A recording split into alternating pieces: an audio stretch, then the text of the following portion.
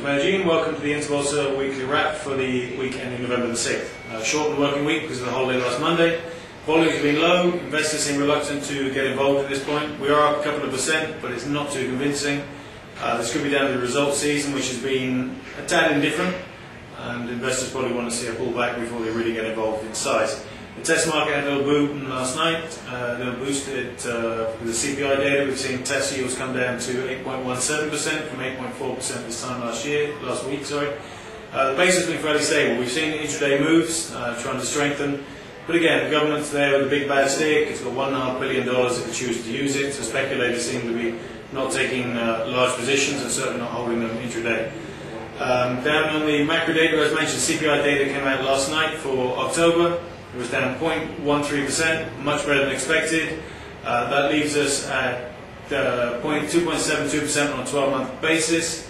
The last time it was that low, I wasn't born, so we are at very, very low historical levels.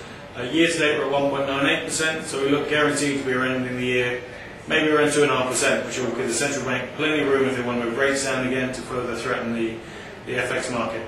PPI was out a couple of days before, down 0.73% as a leading indicator. It looks like there's going to be no pressure on CPI, at least in the short term. The caveat there is that crop prices and food prices have been very low.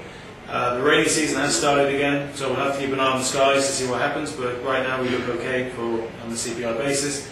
The other macro data this week was export data, which was down 10.7%. That's a better figure we've seen recently. There must be some hopes. If import data is equally benign, we might see another good trade surplus for the last month.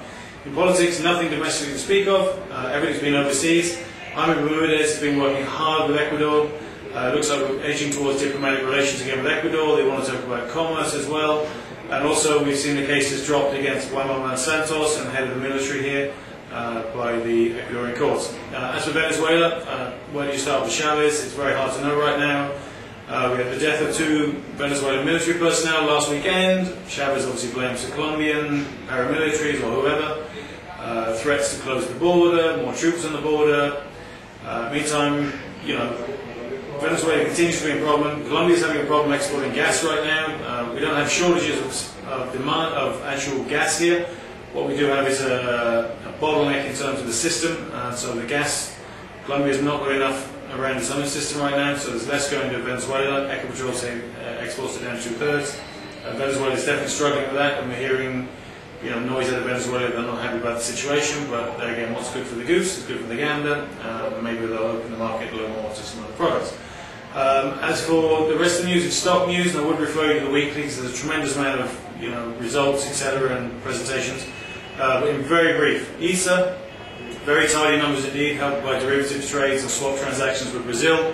They also announced that they're going to take part in the Guatemalan auction on November the 27th. Everything seems to be ticking on fairly smooth at ISA. ISA Hen, again, good numbers helped by increased energy prices because of the aforementioned gas situation.